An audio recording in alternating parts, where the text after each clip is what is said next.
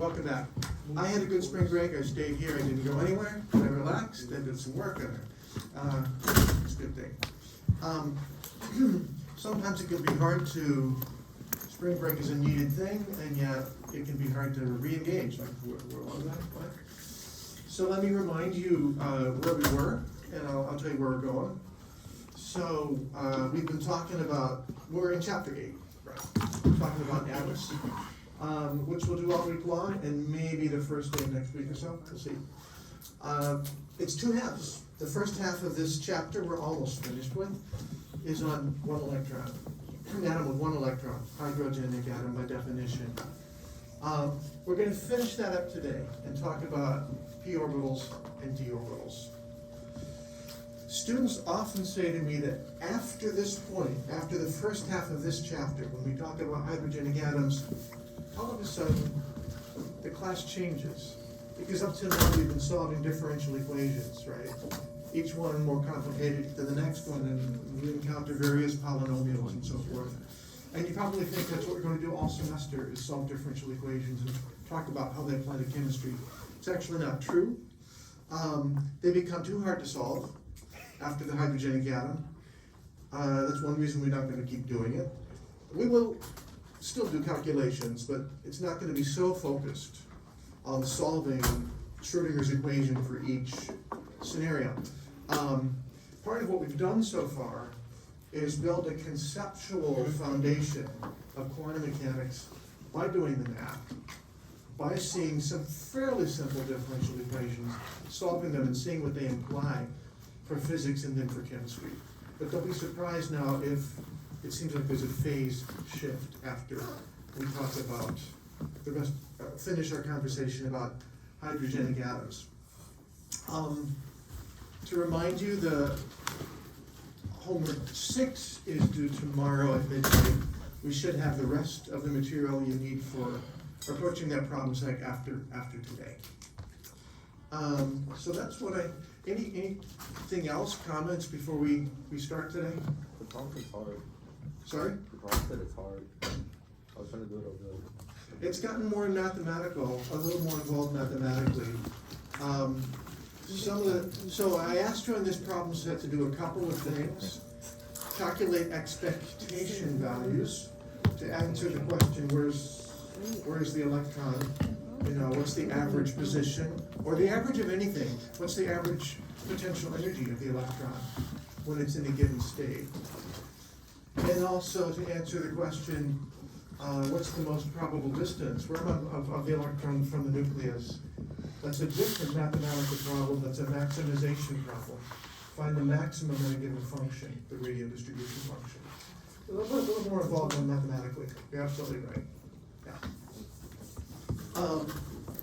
That's the bad news. The good news is we'll undergo this phase shift I mentioned, and I'll be thinking in different ways after the next day or two. So we're going to work a lot from slides, not exclusively from slides. I've slightly updated them. I always do that as I go along. But I've tried to upload the most recent for you, but there are a couple changes even beyond that. So,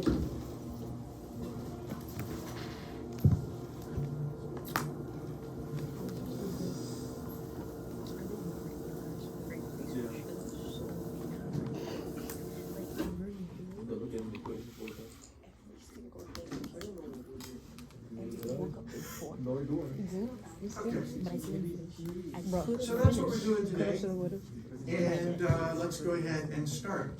So to talk about the p and the d orbitals, hey, let me remind you, we talked about the s orbitals just before we left, and we saw they were a solution to Schrodinger's equation for a hydrogenic atom, and we saw what their functional form, you know. So today we're going to talk about the p and d. The material was embedded in slides for the last Friday we met, so I didn't go and recreate them, but they're available to you, the slides for February 24th. So I'm going to back up for that part of the discussion, and then after we finish that, we'll start discussing complex atoms. So I'm backing up.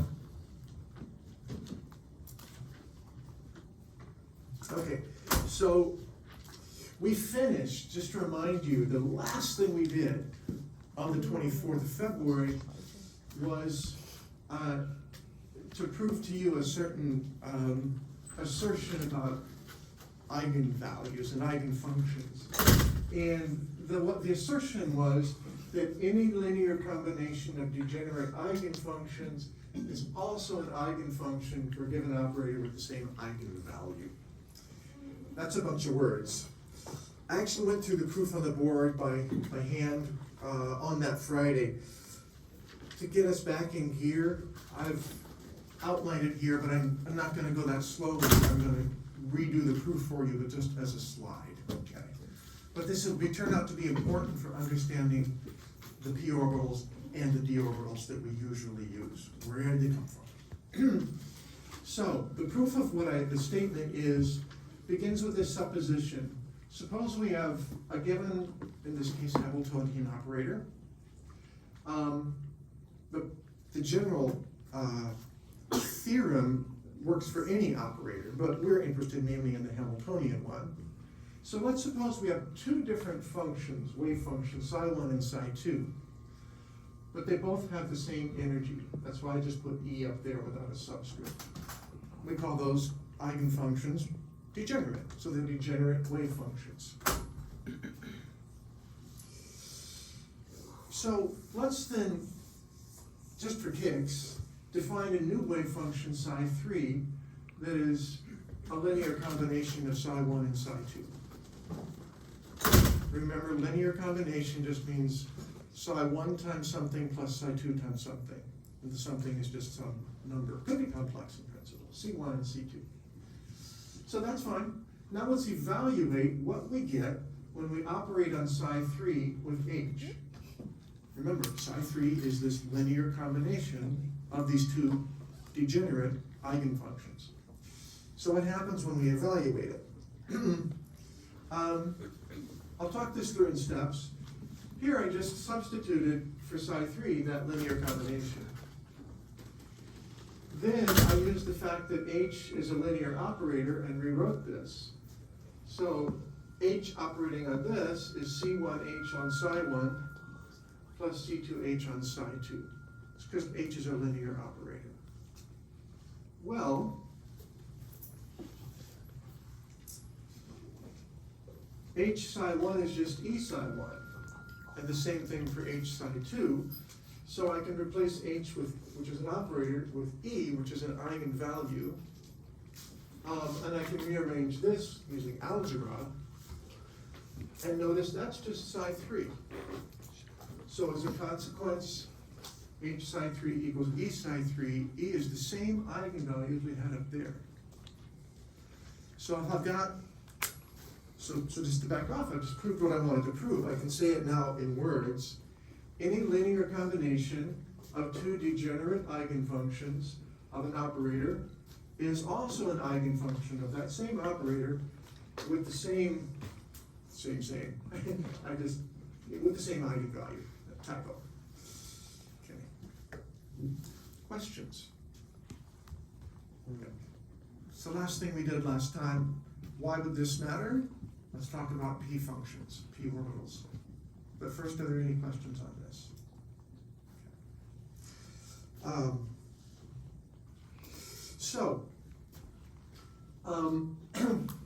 If you remember, p orbitals are orbitals for which L equals 1. L is the orbital angular momentum quantum number. That's what a p orbital is. And we saw that for any given value of L, epsilon L can be 0, plus or minus 1, plus or minus 2, blah, blah, blah, up to the value of L. So here that's just 0 and plus or minus 1. So let's talk about some particular p orbitals, the two p's, the principal quantum numbers 2. So we then have these three possibilities. Now these are not the p orbitals you're used to working with from general chemistry and organic chemistry. We call those px, py, and pz. I want to show you the relationship between these and the px, py, and pz. Now these are the functions you get you just look them up in the book, you don't have to memorize them, for those three p orbitals. Now remember that rho is a number that's proportional to r. Let's see if I wrote that down here. No, I didn't write that to remind you.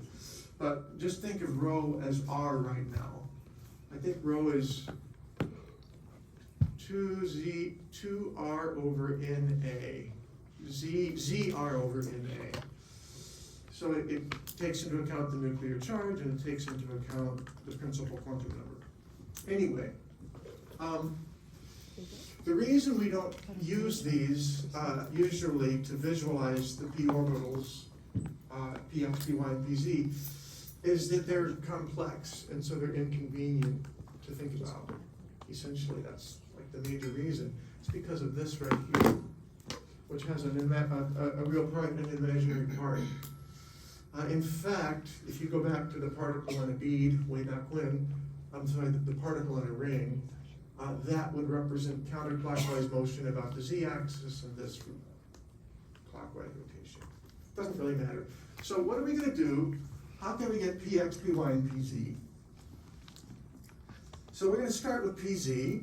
It's easiest to talk about. And to keep it simple, we're going to talk about the hydrogen atom. So rho is 2z over Na. We're going to let n equals 2 equal 2. Z is 1 for hydrogen. A is A naught, of course. So rho is just R over A naught. Or in atomic units, A naught, that's the Bohr radius, is 1. And then you just get R here in atomic units. So we're going to stick with atomic units because it's easier to think about.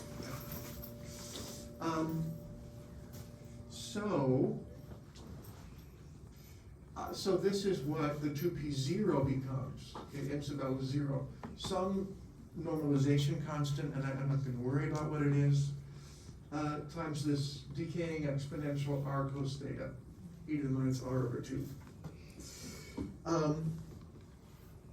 Yeah. Now I'm going to remind you of your trigonometry that r cos theta is the same thing as z. Do you remember that? So this is important enough, and we're going to make use of it. I'm going to go to the doc cam and remind you of a couple relationships.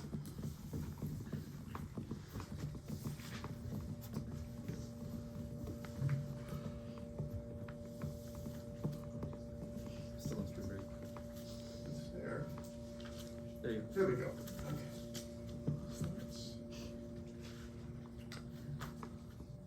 That's good, I think.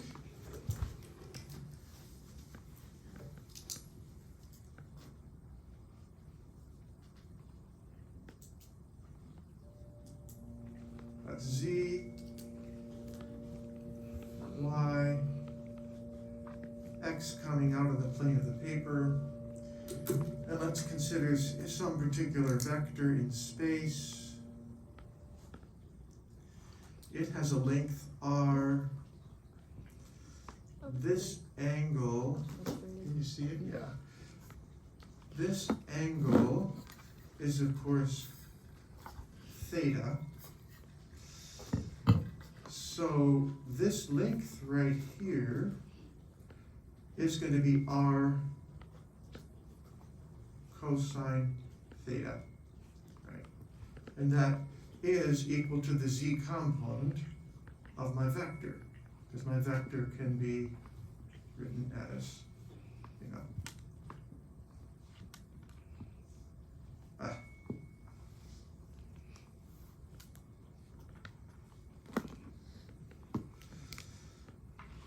Now that's all we need right now, but in a moment we're going to need the relationship between x and y and z and r theta and phi too. So let's get it all straight. Now imagine you project this vector, which is just pointing off into space from the origin. Suppose you project it down into the xy plane.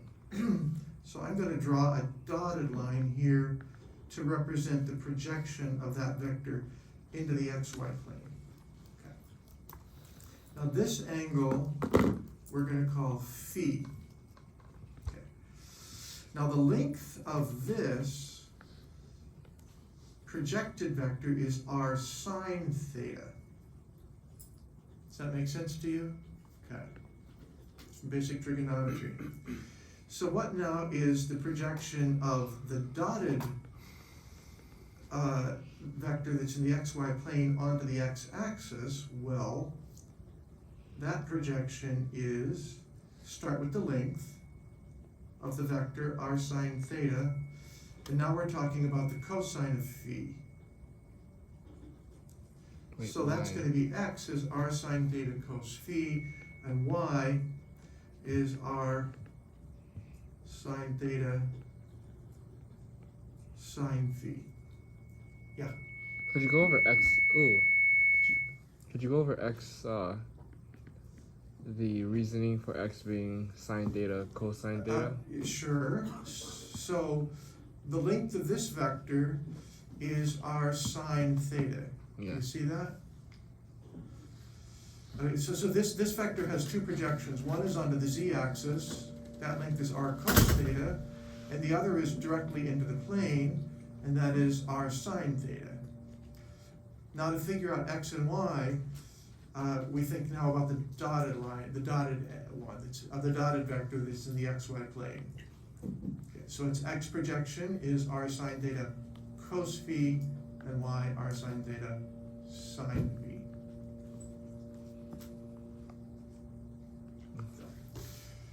You may want to go back to your trigonometry and think about that.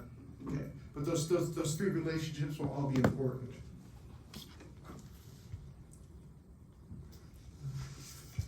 You never thought you'd drink with clean chemistry? Here it is.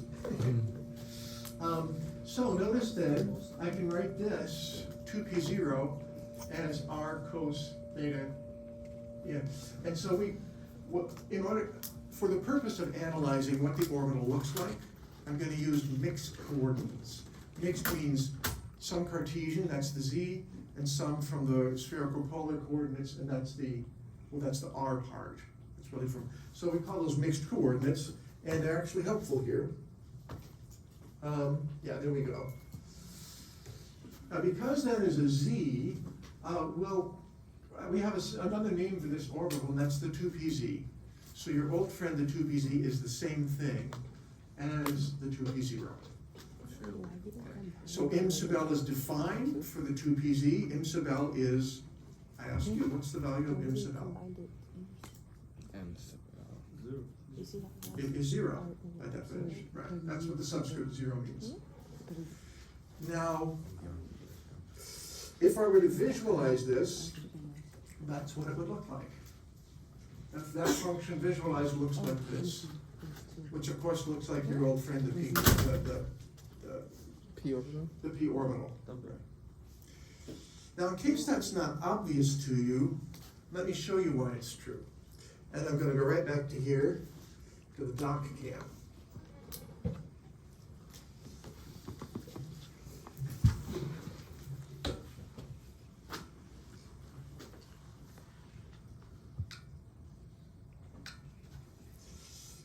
Now the function, the function we just saw was, there was a mistake in the slide I see. I wrote e to the minus r over 2 twice, and that was a mistake. So the function is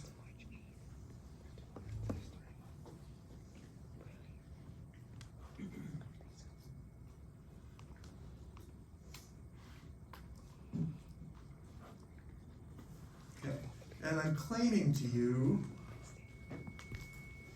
that that function, if this is the z-axis, looks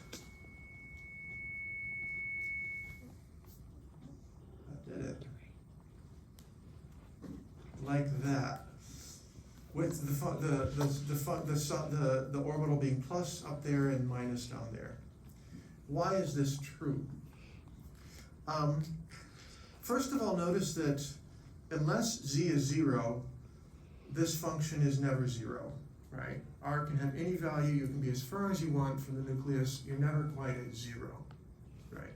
Now if z is 0, it's going to be 0. That means, in fact, that the XY plane, and I only drew Y, but if I were to draw X, it would have to come into and out of the plane of the board. Notice that plane is defined by Z equals 0. And the wave function is always 0 then because of the Z here. So that is a node. So we speak of a nodal plane.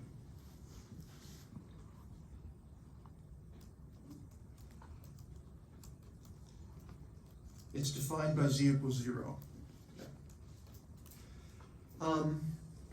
Then as I say, except in that plane, the wave function is never 0.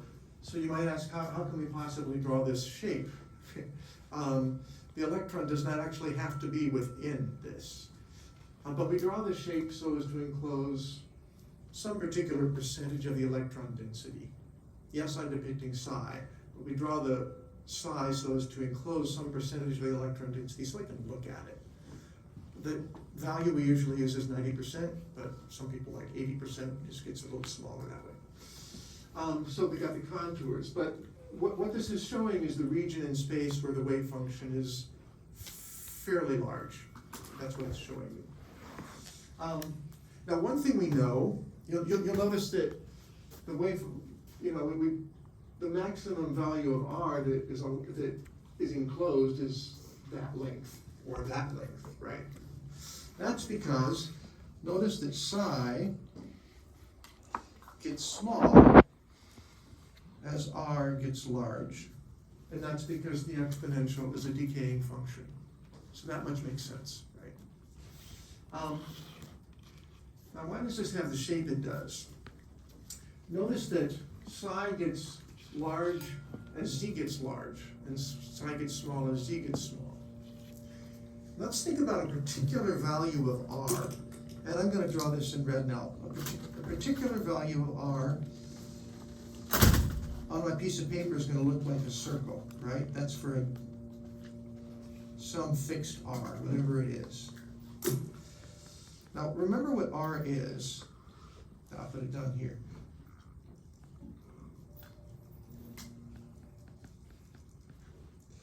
It's the square root of x squared plus y squared plus squared plus z squared. So where is R going? So where is the wave function going to be large for a fixed value of R? Well, it's going to be large when z is large because notice z occurs in the formula for psi. So if z is large for a fixed R, then x squared plus y squared have to be small. So that means z is going to be large in this region and in this region. It's really the absolute value of z that has to be large. So that keeps you close to the z-axis. Okay. So then if you think about it further, you're left with this dumbbell-shaped thing as where the wave function is large. Okay. So that's basically the story. So that function maps into that picture.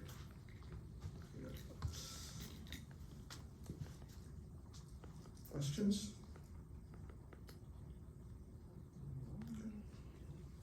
So you just see the origin of well, in this case, the PZ orbitals. Now, talking about PX and QR, just a little more complicated, not a lot.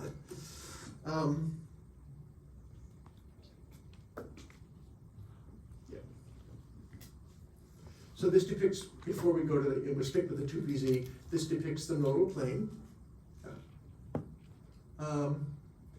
So let's talk about the PX. So for the PX, I'm going to stick with the hydrogen atoms, so you get the R's, you got the sine theta, and so forth. Here's the 2p plus 1 and the 2p minus 1 that we don't like so much. They are both p orbitals. They have the same energy. They are both functions. They are eigenfunctions of the Hamiltonian. They are degenerate eigenfunctions of the Hamiltonian. Any linear combination of these two things is also an eigenfunction of the Hamiltonian, having the same energy as far as that goes. So I'm going to choose a linear combination of these that's convenient, and we're going to call it the PX, and I'll demonstrate why. So this is the definition of the 2px. Notice that when we take that linear combination, we get e to the minus I theta plus e to the I theta. We've seen these a lot. Remember the Euler interpretation? Yeah. If I replace e to the I theta in the Euler, that's equivalent to, I'm sorry, phi. E to the I phi is cos phi plus I sine phi. And this becomes cos minus phi plus I sine minus phi. Cos phi is the same as cos minus phi. Sine phi is the minus of sine minus phi. So the sine parts cancel out, you're left with cosine. And I went through that only verbally because we've seen this so often. If it wasn't clear to you, write it out. Just substitute the Euler identities here and you will come up with this cosine. So notice what we get in the end. We get r sine theta cos phi. That is x in mixed coordinates. So we're going to end up with nx e to the minus r over 2 in the end. Well, that's going to be a dumbbell shape again, but now it's oriented along the x-axis instead of along the y-axis. And so that's the way it looks.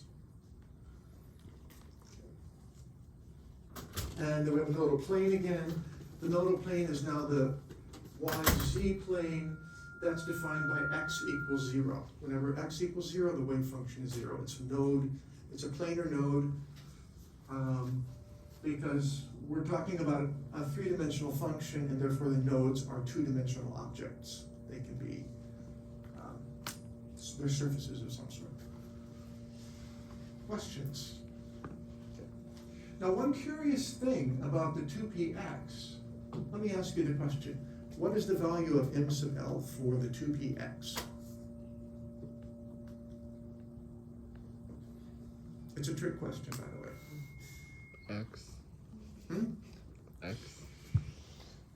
Now notice the 2p plus 1, the plus 1 means m sub l is plus 1. The 2p minus 1 means m sub l is minus 1. So for the 2px, we get this linear combination. M sub l is not well defined. Right? If you took a measurement of the z component of the orbital angular momentum, half the time you get plus 1 and half the time you get minus 1 for the z component. So, but that's okay. Now, for the py, hey, it's the same story. We choose a different linear combination, and we end up with a sine function here. R sine theta sine phi is the same as y. We get another dumbbell oriented this time along the y-axis. There we go. Once again, m sub l is not defined. It's plus 1 or minus 1, but yeah. Questions? Okay. So you've just seen where the canonical means conventional, essentially. Px, py, and p's orbitals come from the pictures you saw. They're solutions to Schrödinger's equation. They're actual linear combinations of solutions, but they're themselves valid solutions. Okay. That's probably enough. That is.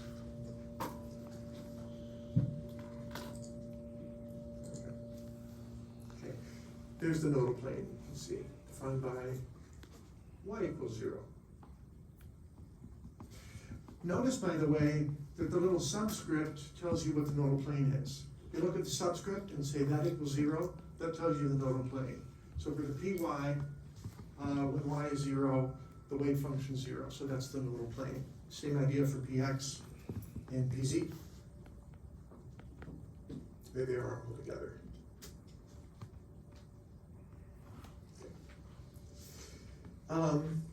And here's the collection of functions, just so you can see them. Again, this is for the hydrogen atom.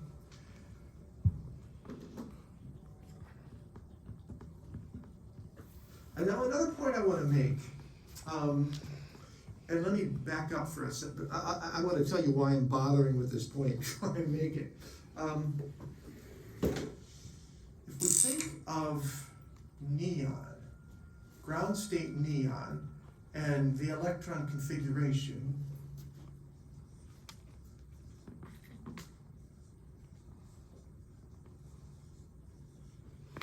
it is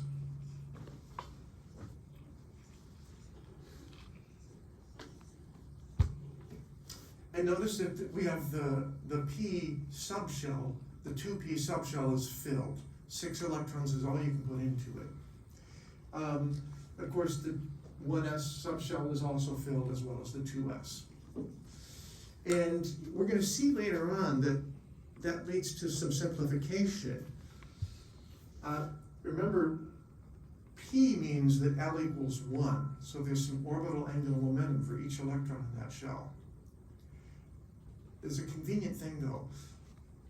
That angular momentum is different for every electron, and it turns out for any filled subshell, you sum all that angular momentum and it comes to 0. Half the electrons are going this way, half the electrons are going this way, and their angular momentum turns out to be, if you sum it all together, 0. That will be important later on. And so I want to prove to you that it's true for the p orbitals. Here is psi squared, probability density, for those 3 orbitals. Sum them all up. Okay, that's like having 2 electrons in each orbital, right? So let's sum them all up. There was a typo, by the way, in the original version of this slide, but I fixed it. If you add these, notice that the phi part goes away, right? So we got blah, blah, blah, sine squared theta, sine squared phi. Here we have the same blah, blah, blah, cos squared phi. Well, sine squared plus cos squared is just 1, and it's multiplying the same thing. So in the end, that sum is just this. Tell me if talking it through is not good enough. I'm counting you to tell me. Now, let's look at the top one and this one. That one is blah, blah, blah times cos squared theta. And this one is the same blah, blah, blah times sine squared theta. Sine squared plus cos squared is 1. So when you add it all up, sorry about that, what you get is this. Is there any dependence on theta? On phi? So we have a function that is independent of both angular coordinates.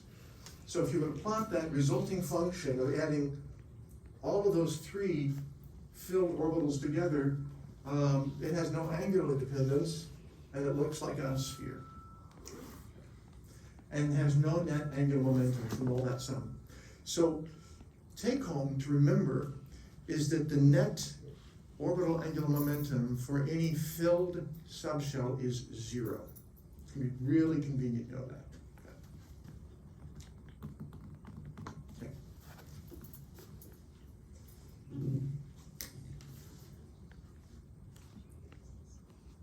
You guys ready for D? No. Computers, check it out. We're not going to go through any of the math for the D. I've told you all you need to know about the math. And now you should believe me that on the left-hand side you have the canonical d orbitals, the ones you're used to. Remember those from general chemistry? And you'll use them a lot in inorganic, not quite so much in organic, but still. Well, on the left-hand side you see no plus 1s and plus 2s and 0s and so forth. And you just see the x, y's, and z's. The functions you get from solving Schrodinger's equation are the d0, the d plus 2, the d minus 2, plus 1, minus 1. That's what you get. To form the canonical d orbitals, we take linear combinations. That's all those are. Right? Again, all of these on the right-hand side, all these d's have the same energy. They are degenerate. So we can make any linear combination we want. We still have an orbital with the same energy. So the left-hand side shows the ones that you're used to seeing. They're just functions. Here they are. dxy, dyz, zx, z squared, x squared minus y squared.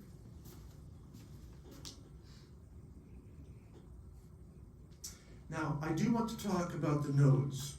And I think it will be helpful to go to the next picture to show the nodes. For the dxy, notice there's one nodal plane like this, it's the xy plane, and another nodal plane like this, that is the zx plane. Now notice that the xy plane is defined by z equals 0. So if it's the x, it's the blah blah plane, it's the thing I didn't mention that is 0. So if we're talking about the xy plane, it's the z that is 0. If it's the zx plane, I say zx plane because it's a plane that includes the z-axis and the x-axis. So that's the zx plane. That's defined by y equals 0.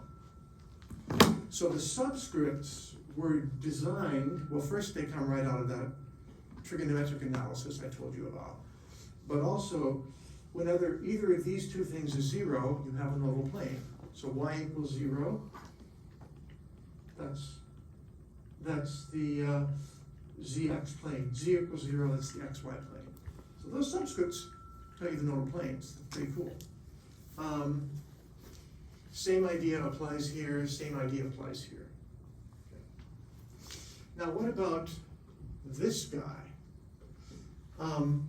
Notice we have two nodal planes. It's a little hard to see. One of those is going straight into the board. Notice that it bisects the xy axis. So the xy axes are doing this, and the plane's coming like that. So that is actually the x, that plane is defined by x equals y. This plane that you see is bisecting the, this plane is bisecting the xz axis, the xc, oh gosh. This plane bisects the x, see, okay, so I'm getting, oh, it again bisects the x and y axes, but now it's x equals minus y. That's the difference, x equals y, x equals minus y. Okay, so we have two nodal planes.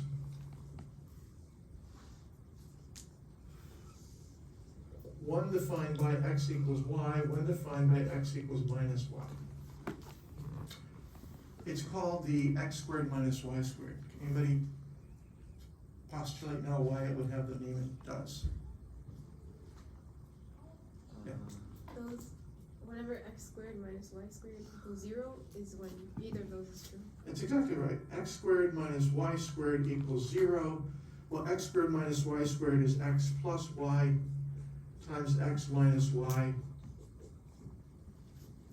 That's what it is. Basic algebra. That's the nomenclature. Okay. That's a special story, which I'll talk about in a second. That aside, any further questions about these? Okay. Notice, in every case, you have two nodes. Both happen to be planes. Now, the dz squared is a funny story, and it's a longer story, but it turns out it has two nodes, neither is a plane, each is a cone.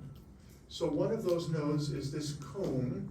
The cone is defined by a particular value of the angle theta, and the other is this cone, a different value of the angle theta. We call those angular nodes.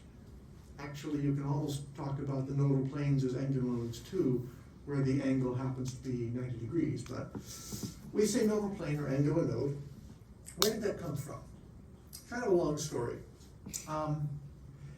If you look at, so the z squared thing is a little misleading.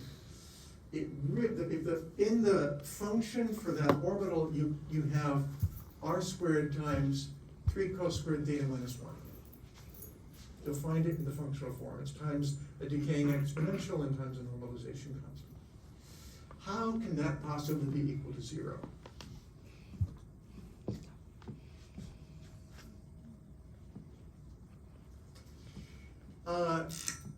Either r is equal to 0, well, that's just a point in space, right? And that doesn't count as a node. Otherwise, 3 cos squared theta minus 1 equals 0.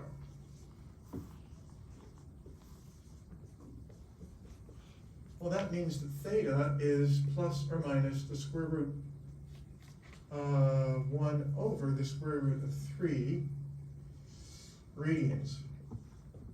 We've actually run across that number before, but for that many radians, apparently, at that particular value of theta, the wave function is always 0. And that turns out to be 54 point something, maybe it's 7 degrees, or 125 point something, I don't remember, degrees. Oh, it says right there, 3. And look, I remembered the 7. Isn't that wonderful? Anyway, you see, so the one value is in fact that angle, but theta is defined, but phi is not defined, so it's really just a cone. And then this one is for the angle 125.3, but that's really just a cone. So we call these angular nodes.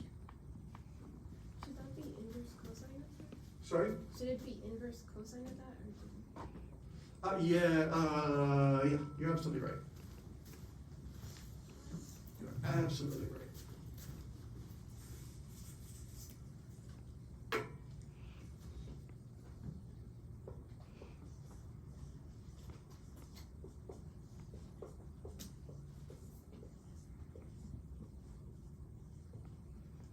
And then the theta itself, that's true when theta is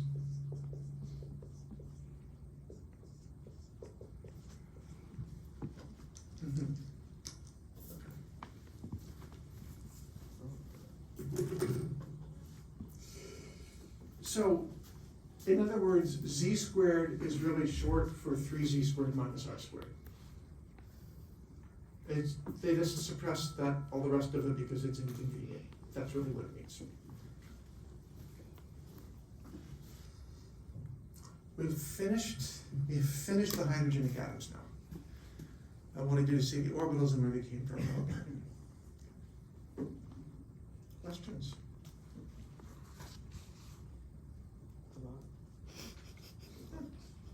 So when we're doing problems that involve the polynomials, they're usually in like terms of row.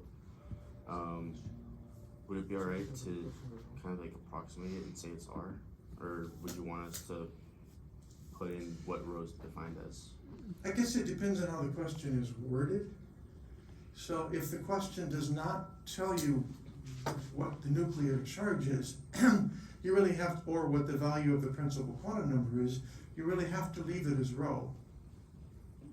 Because rho is defined as, let's put it this way, z over NA times R, right? That's the definition of rho. So you can see that rho is proportional to R, but it's just stuff. If you know what z is, yeah, you can, and you know what the principal quantum number under consideration is, you can. A is approximately the Bohr radius, but it depends on your nucleus.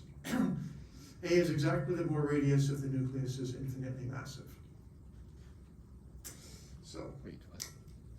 What does it say? but if it helps your noggin to write something other than rho, a Greek letter, and you prefer, you know, normal Latin letter, then use R. Oh god. Am I wrong? Am I missing something? So, we have finished. What any other questions?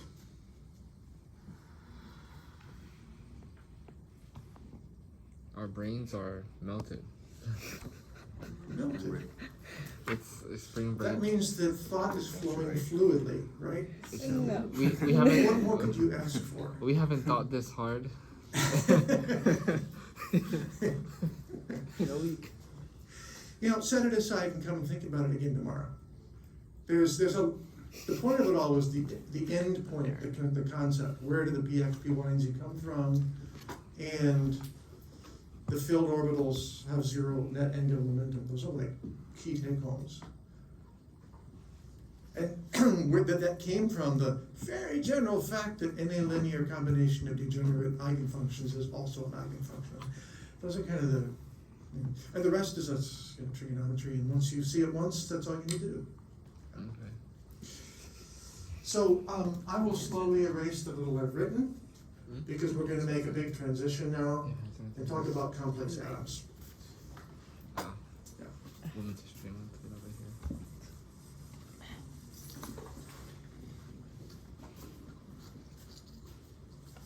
Wait, how do I have a donut?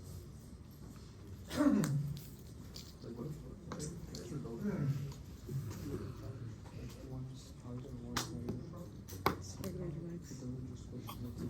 Something it's like scented from what's that place called? Professor, Yeah. He has a big cut. so like the shape of the d orbital in that one. So like it's on the like the dumbbell is on the z axis, but why the donut? So, Yeah. yeah, so a couple of things, and I can actually make this a little clearer. Also salted. Remember, we're drawing shapes that in total encompass 90% of the electron density. Right. If we think of electron density. The wave function is, if you look at that right there,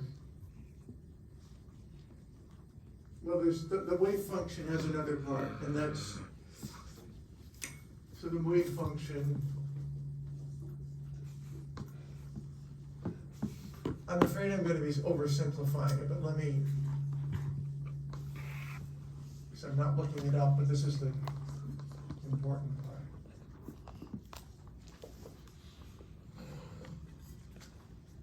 Okay? And it really should be rho, not r, but for Jonah's sake, I'm leaving it as r. So first of all, again, because of the decaying exponential, at some distance from the r, the wave function gets really small. And also, and then, but on the other hand, at the origin, the wave function is 0. Now, let's see. When theta is equal to 54.7 degrees, this part is 0. When this part is less, when theta is less than 54.7 degrees, for example, if theta is 0, this is 3 minus 1, that's 2, and that's going to be a pretty big number. And it's positive, that's what I'm going to get at. Once theta is 54.7 degrees, this is 0, the wave function is 0. Once we go above 54.7, the cos theta is so small, this is now negative. Okay? So in the torus, in this upper part of the dumbbell region, the wave function is positive. Once you go past this, you're in the torus region, the wave function is negative. Once you hit 125.3, the wave function is 0, and then once you're down here, you're positive again. Okay? This is all one function. I know it looks like a distorted form of Saturn with its rings or something, but this is depicting the wave function where the probability density is large, that's plus, that's minus, that's plus. It's all one thing. You just have to think of one object. I know it looks weird, but that's science. I missed that. Okay. And so think of as red as being plus and blue as being minus. Very easy to confuse with the p orbitals where you have plus on top and minus on the bottom, not true here. On to complex atoms, yes. So we're leaving behind the solving of Schrödinger's equation explicitly. We're going to build on the concepts we've just introduced, though. Now, before we really dive in to the complex atoms, that just means more than one electron. That's all it means, 2 electrons at least. We got to step way back and talk about 4 things. One is the orbital approximation. Believe it or not, the very idea of an orbital, and you've lived with orbitals all your lives, right?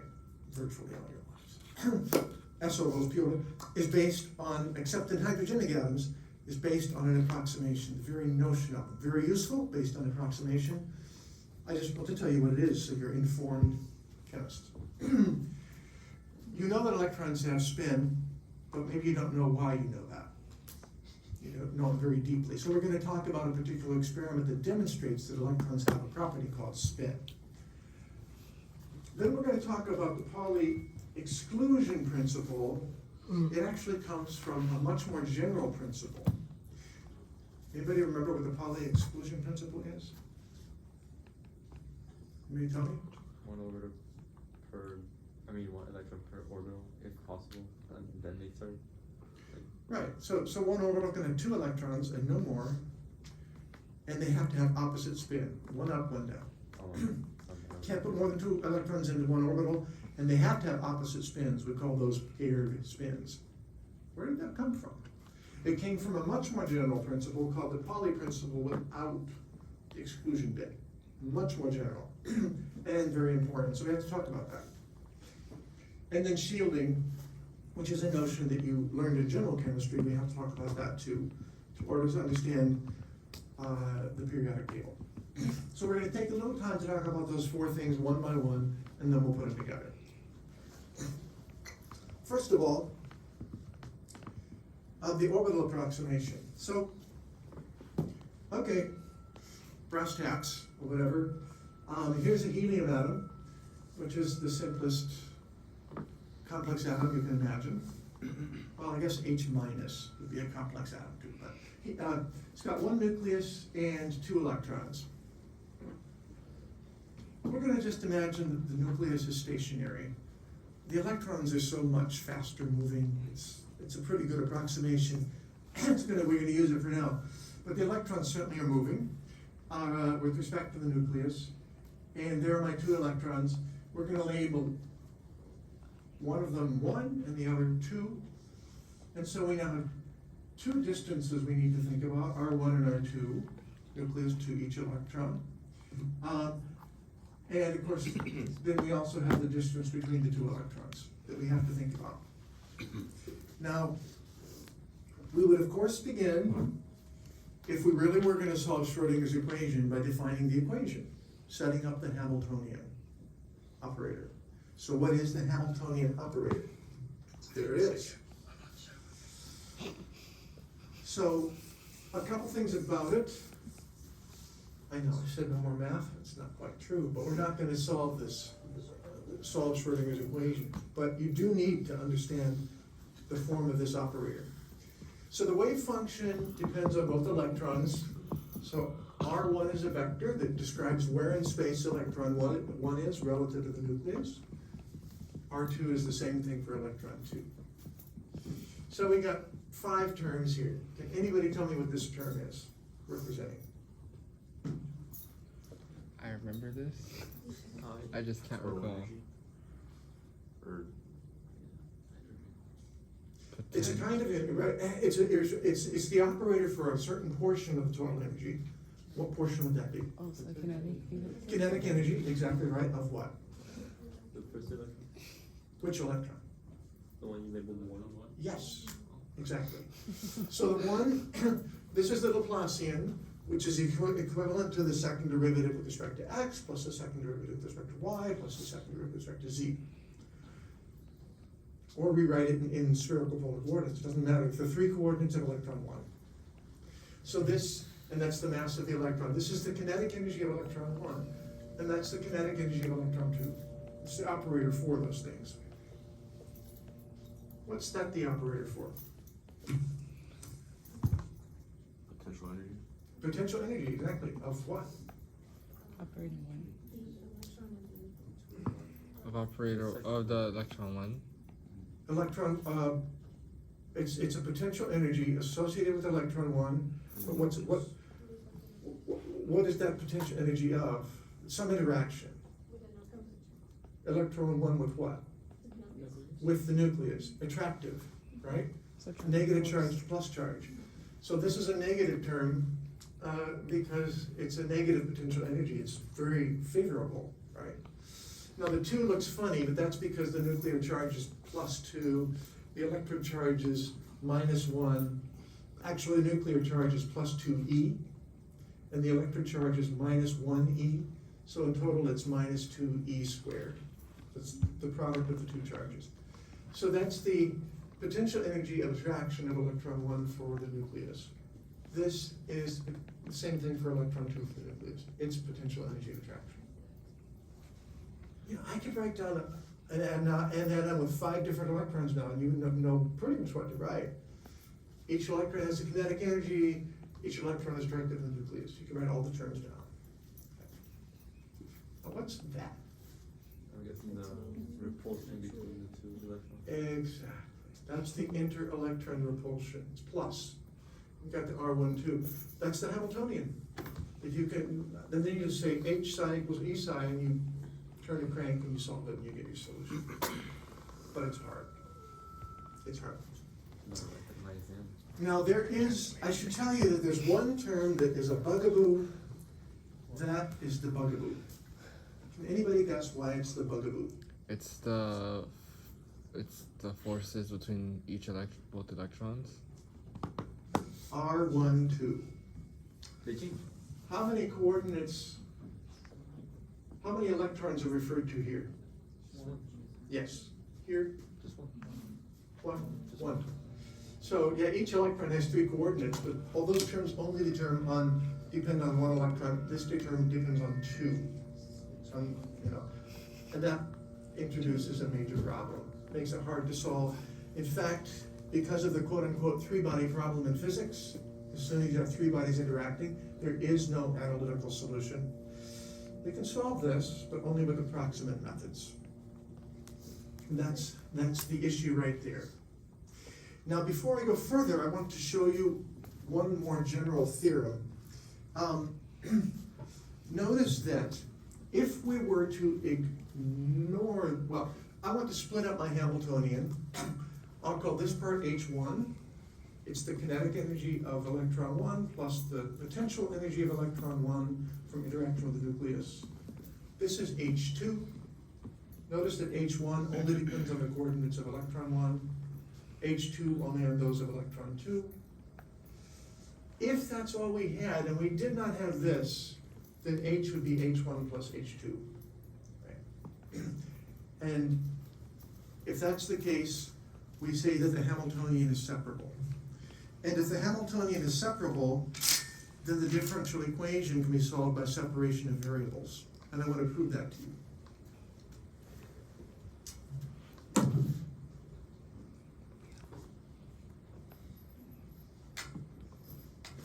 Oops.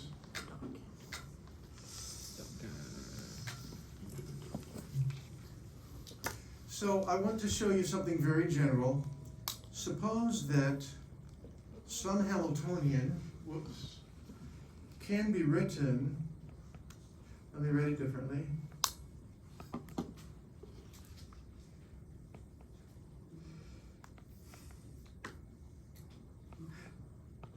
I guess I'll put it this way. Suppose that a Hamiltonian depends on the coordinates of 2 entities, but suppose that we can write it as a sum of 2 Hamiltonians, each of which only depends on 1 entity, entity 1 or entity 2. Okay. Well, the wave function, I want to show you what I want to prove. Itself depends on the coordinates of electron 1 and electron 2. I want to write this more simply, so I'm just going to write it as 1, 2, but the 1 represents the full set of coordinates for electron 1. 2 likewise for electron 2. And I want to show you that H psi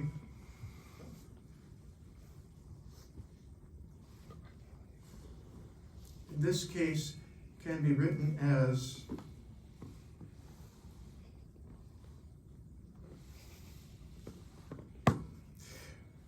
let me slow down. I want to show you that in this case,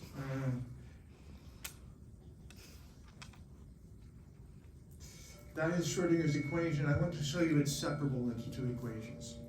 So it's worth showing this. So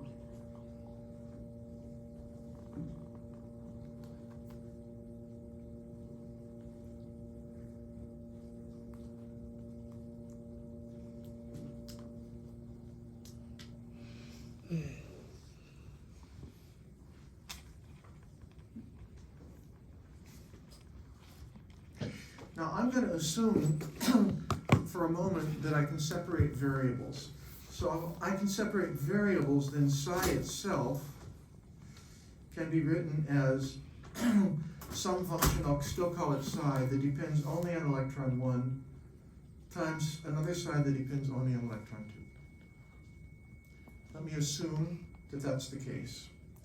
Then we have that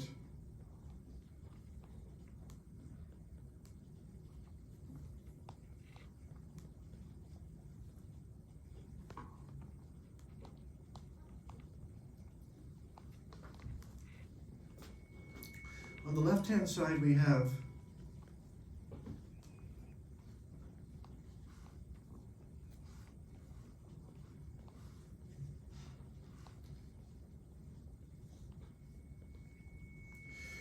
but Hamiltonian 1 does not operate on psi 2. Psi 2 is just a constant as far as Hamiltonian 1 is concerned, because Hamiltonian 1 only depends on the coordinates of electron 1, and psi 2 only depends on the coordinates of electron 2. So this becomes H1 psi 1 plus H2 psi 2.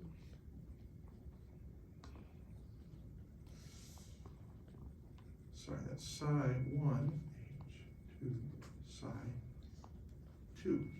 And all of that equals E psi 1, psi 2. Divide both sides by the product psi 1, psi 2.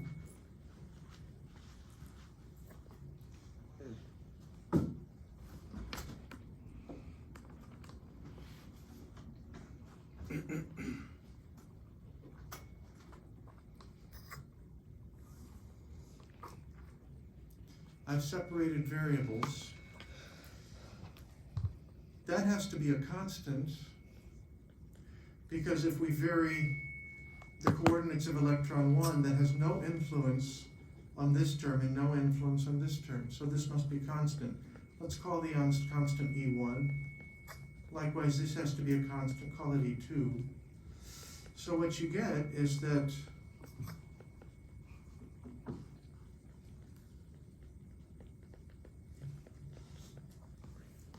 and you can change this to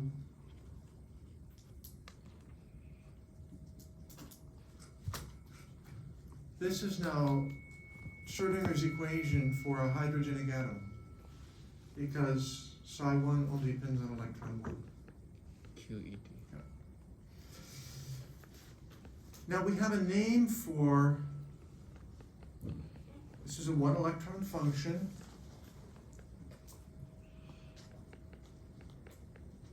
Depends only on space.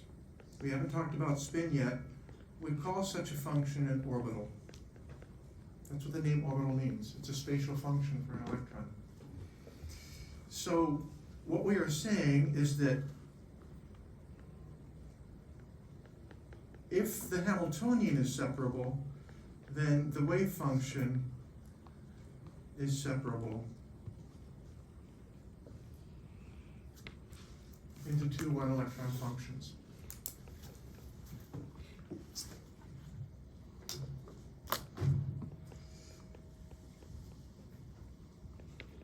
Okay. So we are going to treat, this is kind of the ground zero for thinking conceptually about complex atoms. If you were to ignore this, notice your Hamiltonian would be separable. This term involves both electron 1 and electron 2. So Hamiltonian is only separable if that doesn't exist. Okay. But if we do ignore it, then the wave function itself is separable. We can write it as the product of these. The 2 electron wave function can be written as the product of 1 electron wave functions. Each is called an orbital. But writing the 2 electron wave function this way is an approximation that depends on ignoring that term. So we chemists think of complex atoms as we've got so many electrons in the 1s and so many electrons in the 2s and so many electrons in the 2p. The very concept of the 1s, 2s, and 2p for complex atoms is based on this approximation. It's called the orbital approximation. It's our conceptual foundation. Why am I telling you this? So that you realize that anything that we do, problem we answer, what we have to do is we think conceptually about 1s, 2s, and 2p, and putting electrons in them. What we conclude by analogy might be correct, but it might be off by a little bit, because it's all based on approximation. So that's the first thing I'd like you to remember. The very idea of orbitals and complex atoms is based on the orbital approximation. Very useful. We can get at a lot of truth that way, but it might have to be, you might have to massage it. You might have to look at it more deeply if you need high accuracy, for example. Yeah. And so would that approximation expand if there's more electrons? Yeah. Like R3 or 4? Exactly. Same kind of approximation. Yeah. Questions? Okay. So, we have a little more time, and I want to introduce to you the concept of spin. You've all learned, I know in general chemistry, that electrons have a property called spin. And they can be spin up and spin down, or spin alpha, spin beta, something like this. Absolutely true. First I'll tell you the bottom line. The bottom line is that besides the 4 quantum numbers we've talked about so far in 3, 3 we've talked about so far in L and in sub L, there are 2 more that we need to describe electrons in a hydrogen atom anyway. One is called the spin quantum number, and we use the letter S for it, and it has one value for every single electron. It's 1/2. It's never anything else. It's like a kind of angular momentum, as I'll discuss in a moment. Therefore, it has a Z component, which we call m sub s, and m sub s can be plus 1/2 or minus 1/2. It kind of follows the rules for what values of m sub something are allowed for a given value of, well, L, m sub L, L. 0 is not allowed, but plus 1/2 is allowed and minus 1/2 is allowed. We call m sub s the spin magnetic quantum number. Let me remind you that if you think back to orbital angular momentum, there's a quantum number L.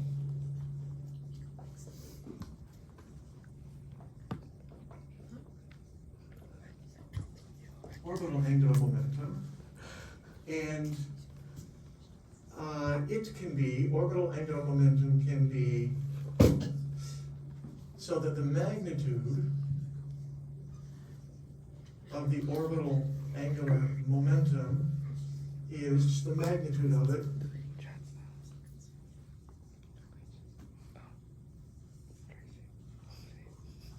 the square root of L times L plus 1 times h bar. Remember that from? Yes. Yeah. Okay. So that's the magnitude, and of course the Z component is m sub L h bar. So for spin we have the same kind of thing. The spin angular momentum's magnitude, I should say magnitude, is the square root of s times s plus 1 times h bar.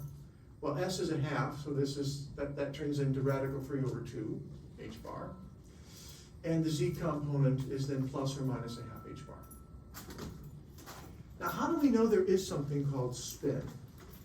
How many of you in physics maybe heard about the Stern-Gerlach experiment? Stern-Gerlach experiment. Some people.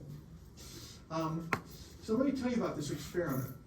This is 1922. 2 physicists had this idea, and they passed a beam of silver atoms, which they were able to create through this device known as a magnetic field. And we described this magnetic field as inhomogeneous. That means it's not constant everywhere, it varies in space, with a north and a south. The picture in your book doesn't have the north and the south, and I think it's harder to understand without the north and the south. But anyway, there you have it.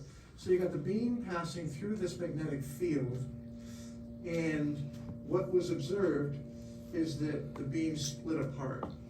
And they had a photographic plate, so they could actually see the silver atoms from the image on the plate. Now, one thing you should know about physics is that, in classical physics, if you have a rotating charge, it creates a magnetic field. The rotation of the charge does. There's another magnetic field set up by this device, so that it's like two magnets interacting then. That of the spinning charged object and that of this device that interact. And a torque is created, and the spinning objects get deflected somehow. Okay. Now, because classically those spinning objects could have any orientation whatsoever with respect to this thing, they would be deflected by any amount, really. And so classically we would expect that. Quantum mechanics, but what was actually observed was that there was a dot up there and a dot down there, which implies that whatever this spinning object is that's charged, it's oriented only one way or another way. A really weird idea, but that's it. Now, what kind of spinning charge are we talking about? What you need to know about ground state silver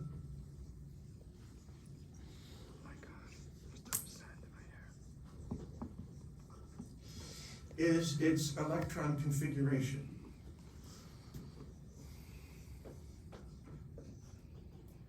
I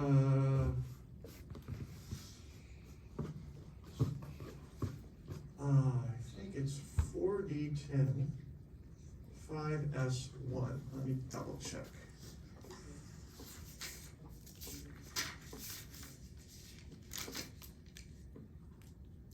That's right.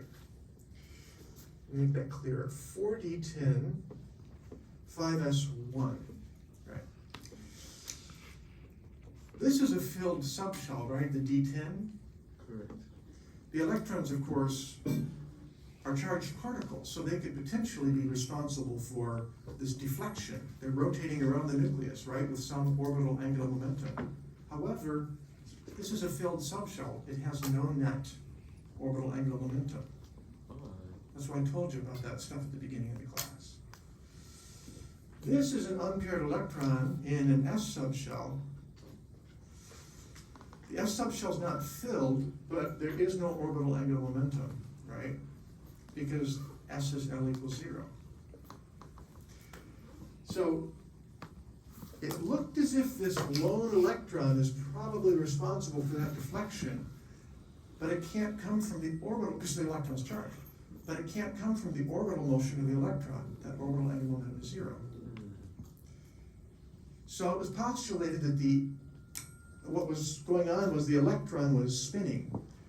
Well, the electron is this tiny, tiny object. It's not clear from physics it's meaningful to talk about, to think in terms of the electron actually rotating. But whatever was going on was very much like a tiny object that's charged that is spinning. And so that's the origin of the word spin for the electron. You know, the visual idea of this rotating thing maybe not so good. Best we can say is that it's deflected. That's representative of some sort of angular momentum. So we call it spin angular momentum. And if you can only have two values, how do we make sense of that? Remember that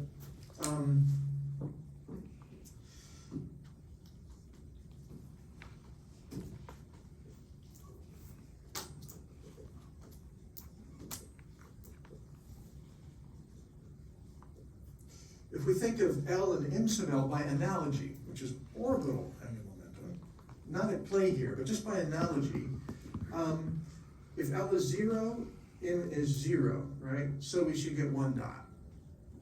No deflection. If L is 1, we should get 0 plus or minus 1. 3 dots, not 2. If L is 2, we should get 5 dots. How can we possibly have just 2 dots?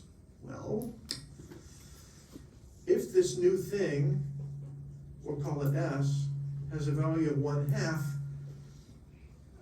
you get 2. Okay. That's the idea. So the quantum number 1/2 was assigned to S, and it had these two possible Z components, m sub S plus 1/2, m sub S minus 1. And it looks unlikely, but that is the origin of the spin quantum number, which turns out to be very important for chemistry. I have a last thing to say about this, but first, any questions? How do we visualize this? Yeah, it's okay.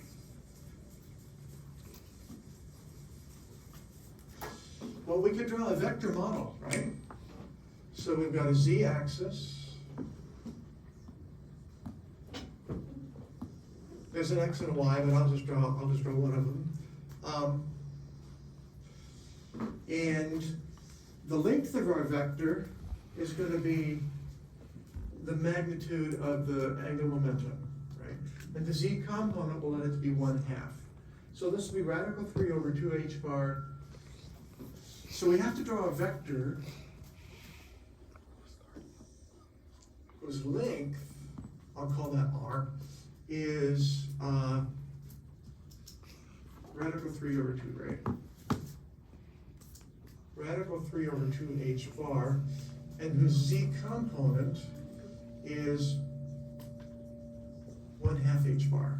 So it's this arrow in space, just as we've seen before. I forget what this angle is, but there's some angle theta, you can figure out what it is from trigonometry. Now, that would be for m sub s equal plus 1/2. For m sub s equal minus 1/2, we get the same picture. But this is now minus 1/2 h bar. Got these two possibilities. That's the vector model. There's a problem with the vector model. Remember what it is? You can't say on the past like 180.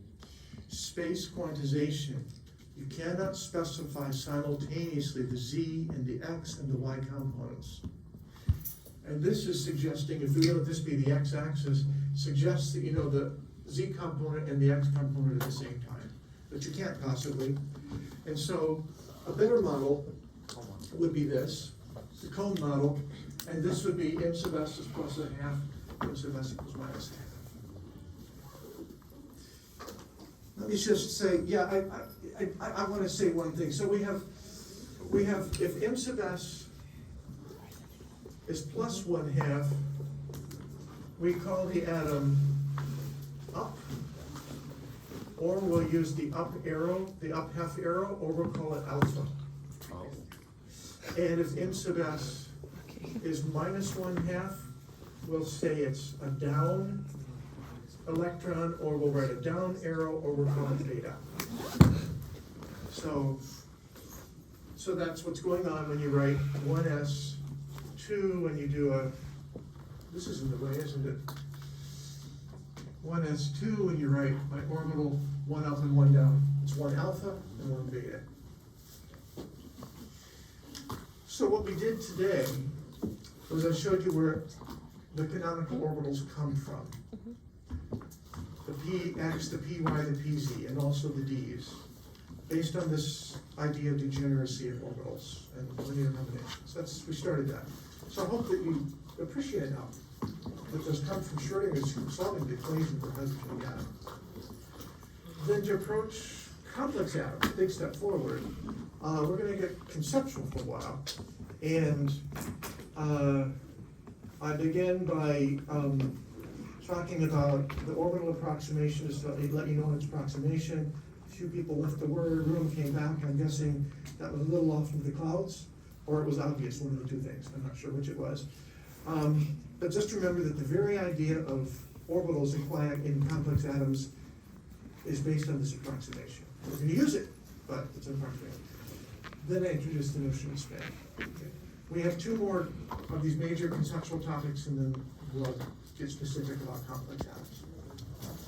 You've got everything you need for the homework 6, by the way, so it's take it.